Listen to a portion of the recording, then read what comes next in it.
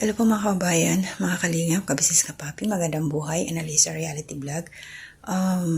Bigyan lang po ako ng aking opinion ngayon, sariling reaksyon, kasi merong kumakalat na fake news sa kalingap po, patungkol ho dito sa pagsikat nila Carla at Jomar, at merong nag-claim na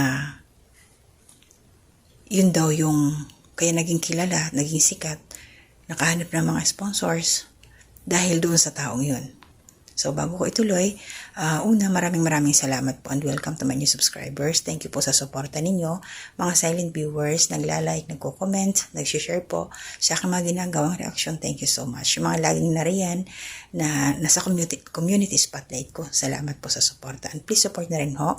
Ayan sila Kuya Bal Santos Matubang, Ate Edna Vlogs, Kalinga Prab, Jack Tapia Matubang, mga kasamaan ko po mga reactors dito sa Karepa, at ang buong Kalingap team po. And also, support din ho natin ang Ka-Business Official, Mrs. K Official, Papa Dins TV, Ka-Business Family, mga kasamaan ko rin ho reactors sa Ka-Business Official, at saka dito po sa ay mga kagwangs na rin ho. So ito po, pakinggan ho nyo muna natin. Sa totoo lang, first time ko to siya nakita.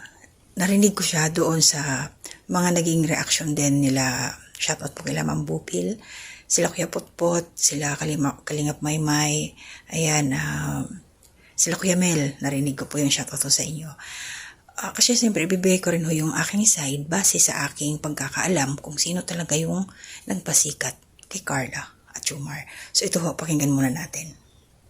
Sinasabi doon sa mga basher dyan, sa mga makikitid ang utak, mahiya kayo.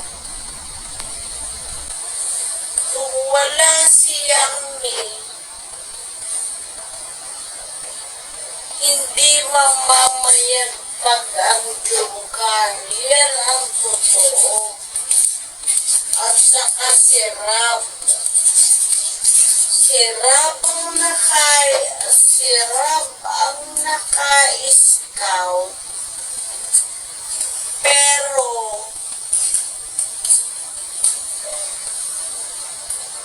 si Yami ang naghanap ng mga sponsor para maging sikat ang Jomcar at ipinaglaban niya yan. Okay mga kalingap, pakinggan at panoorin po. So ayun, napanood ho natin So ang sabi niya, kung hindi daw dahil kay Yangmi, hindi sisikat yung Jomcar, hindi magkakaroon ng mga sponsor. Maling-mali ho dito si Ma'am. Mali ho siya. Kasi nasubaybayan ko simula umpisa nung nakita ni Kalinga Prab si Carla na nandyan, hawak-hawak niya yung kanyang paninda, titili siya ng puto. Yun yung unang beses na nakita. At then yung pangalawa na part 2, doon na nag-viral si Carla. Hala, nagsunod-sunod na yun. Wala pa si Yangmi, nag-viral na si Carla. So sumikat na siya, nakilala na. Ayan, kaya tapos doon yung sign nila na gumanon, doon sila nag-umpisa nun ganyan. Si Jomar, din tinapatan ni Carla. So, yun ang hindi ko talaga makakalimutan na episode na yun. Wala pang sa natatandaan ko, wala pa yung si Yangmi. So, ito, para sa akin, Ma'am, kaya nga po nakilala ni Ma'am Yangmi si Carla at si Jomar dahil sumikat siya before. Sumikat yung dalawa bago dumating si Yangmi. Yan. Tapos, ayan, nagsunod-sunod na, may mga sponsors na. So, kung kiniklaim nyo po, mali ho ang pag-claim ninyo. Si Kalinga Prab po, doon nakilala si Carla at si Jomar. Doon ang break nila. Kaya ayan, pumasok na lang ho yung pinangangalandakan nyo na siyang nagpasikat. Hindi po ganon. Pero ayun, syempre, naging founder siya. Pinalago niya. May mga nagbibigay, mga sponsors. Kaya, yun ang tama. Si Miss Yangmi ang gumawa, tawag dito, nangulekta ng pera. Tama ba yun? Para maitulong, maibigay doon kila Carla. So, yan, yung sponsor. Sino yung sponsor sa bahay? Si Kalinga Prab. Sino yung sponsor sa lote? Siyempre, mayroong mga ibang nagbigay ng mga blessing kay Carla.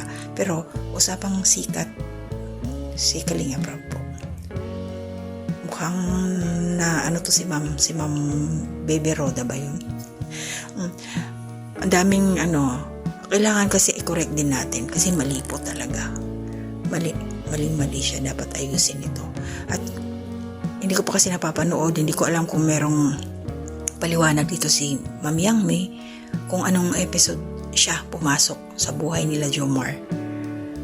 Kasi siya ang makakapagsabi din yan. Yung katotohanan.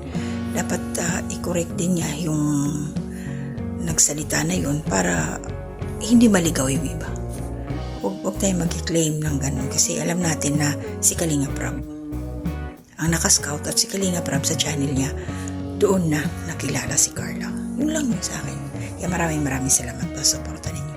Marami na rin yung magpaliwanag. Isa lang ang aming pinupunto na hindi po si Yang Mi ang nagpasikat sa Jomcar.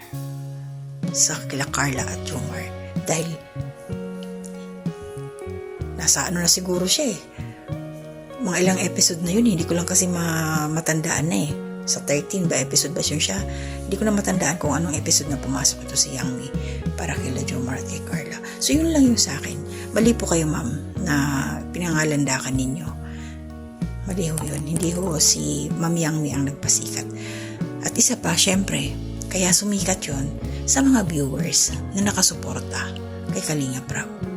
Dahil nagustuhan nila yung attitude ni Carla, nakikita natin yung kanyang kasipagan, kaya marami ang humanga sa kanya na laging lalo't tahimik siya, kaya laging inaabangan.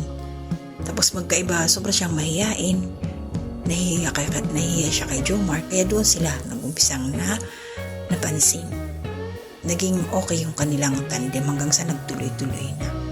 Hanggang sa pumasok na ang founder nga, si Ma'am Yang Mi. Yun yung totoo. Ma'am, sana maliwanagan na ho kayo. So yun lang po yung sa akin. Maraming salamat po. Gagawa po ako ng isa pang reaksyon. Isa or one or more pa. Basta may time lang po. I-upload ko muna to. Maraming salamat. Ingat po tayo. Walang mo lang shoutout to God be.